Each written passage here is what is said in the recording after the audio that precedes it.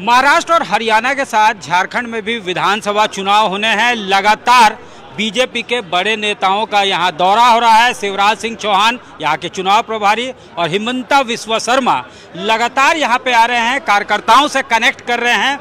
और उन कार्यक्रम के बाद अब अमित शाह का यहाँ कार्यक्रम लगता है। उत्साह बढ़ाने के लिए यहाँ पे आते हैं और यहाँ पे जीत के लिए विजय संकल्प दिलवा के जाते हैं।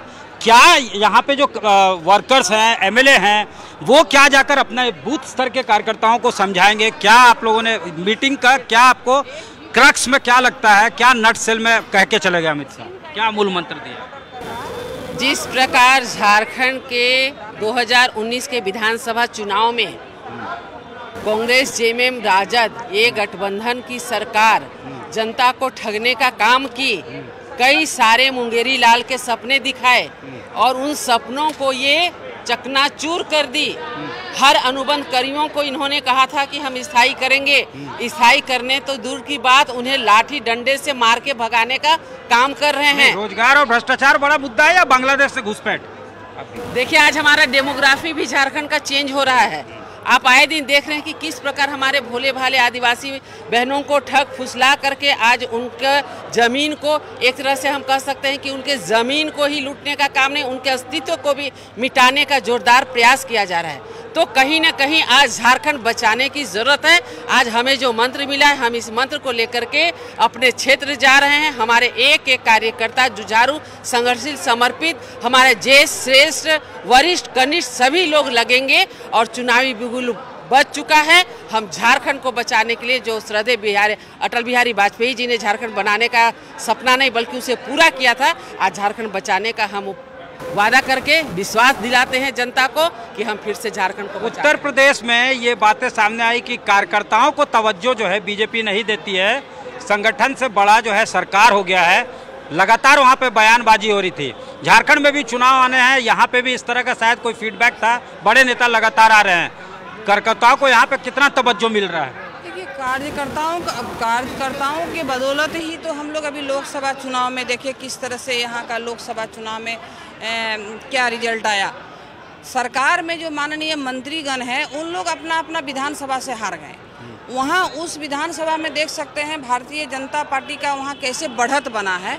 तो बढ़त इसलिए बना है कि सही में 2019 का चुनाव में जो घोषणा पत्र में मुंगेरी लाल के हसीन सपने दिखाने वाले जो घोषणा ये जेएमएम, आरजेडी और कांग्रेस की सरकार ने वादा किए थे, वो एक भी वादा नहीं पूरा हुआ, जो कि अभी मंच से जो हमारे नेतृत्वगण बता रहे थे।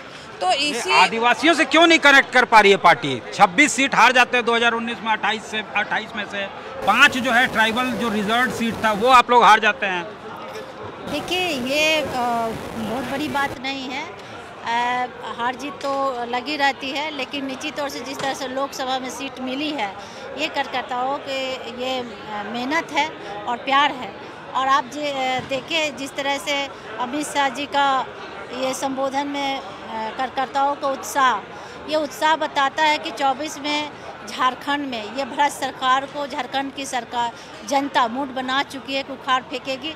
जिस तरह से ये सपना दिखाया गया झारखंड की जनता को और किस तरह से 5 सालों में ये झारखंड के जनता को लूटने का काम की है ये सरकार, निश्चित तौर से आने वाले समय में भारतीय जनता पार्टी की सरकार बनाएगी, इसे कोई नहीं रोक सकता।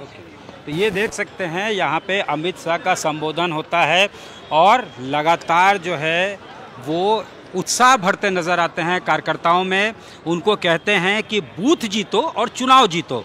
उन्होंने ये विश्वास दिलाया। उनके स्पीच का सबसे बड़ी बात यह है कि उन्होंने बताया कि बेशक 5 सीट जो ट्राइबल सीट है लोकसभा की उसमें पार्टी को हार मिली, लेकिन 81 में से 50 सीटों पे से ज़्यादा पे पार्टी ने लीड किया है, जो कि एक कहीं ना कहीं पॉजिटिव संकेत है। और ये क्लियर भी कर दिया कि पार्टी के लिए एजेंडा क्या होने वाला है। भ्रष्टाचार में उन्होंने कई स्कैम गिनाए, माइनिंग स्कैम, लैंड स्कैम, ये तमाम स्कैम जो उन्होंने बताई कि कैसे आर्मी लैंड लूटा जा रहा है। इसके अलावा डेमोग्राफिक चेंज को बीजेपी लगातार जो है उठा रही है और ये बातें भी उन्होंने ये यहाँ पे जो है अपने संबोधन के दौरान 26,000 कार्यकर्ताओं को एक्सटेंडेड वर्किंग कमेटी में जो पार्टिसिपेट करने आए थे 26,000 कार्यकर्ताओं को उन्होंने संबोधित किया और बताया कि ये कितना बड़ा एजेंडा है। जो इनफिल्ट्रेशन हो रहा है बांग्लादेश से, वो एक बड़ा मुद्दा है। सरकार जो है हर मोर्चे पे फेल रही है, ये कार्यकर्ताओं को बताना है। जोरदार तरीके से उन्हें संकल्प दिलाई कि बूथ जीतकर यहाँ पे चुनाव जीतने का जो फॉर्मूला है उसको इम्प्लीमेंट करना है। और ये कहा कि मालिक हैं कार्यकर्ता जो हैं, बेशक जो है कार्यकर्ताओं में वो जोश भरने आए थे और उन्होंने कार्यकर्ताओं को ही पार्टी का मालिक बताया। तो एक तरह से चुनावी बिगुल और चुनाव का जो कैंपेन होता है वो यहाँ पे शुरू कर दिया। अमित शाह ने ऑफिशियली लॉन्च कर दिया है बीजेपी का जो कैंपेन है उसको, और कार्यकर्ताओं को बताया है कि वो जाएं, सरकार के निश्चय पत्र में जो सरकार का जो फेलियर है वो बताएं, और इसके अलावा ये विश्वास दिलाएं कि बेशक जो है 1951 से लेकर अगर हम बात करें 2011 तक, तो सेंसस की अगर हम बात करें तो अगर 44% से 28% पे आदिवासियों की जनसंख्या आई है, तो उनके ज़मीन की सुरक्षा, उनके संख्या को बढ़ाना, इन तमाम मुद्दों पे चुनावी उन्होंने कह दी है कि बीजेपी की इस बात की गारंटी है कि अगर बीजेपी को वोट इन किया जाता है, उसको पावर में लाया जाता है, तो उन तमाम मुद्दों को देखा जाएगा।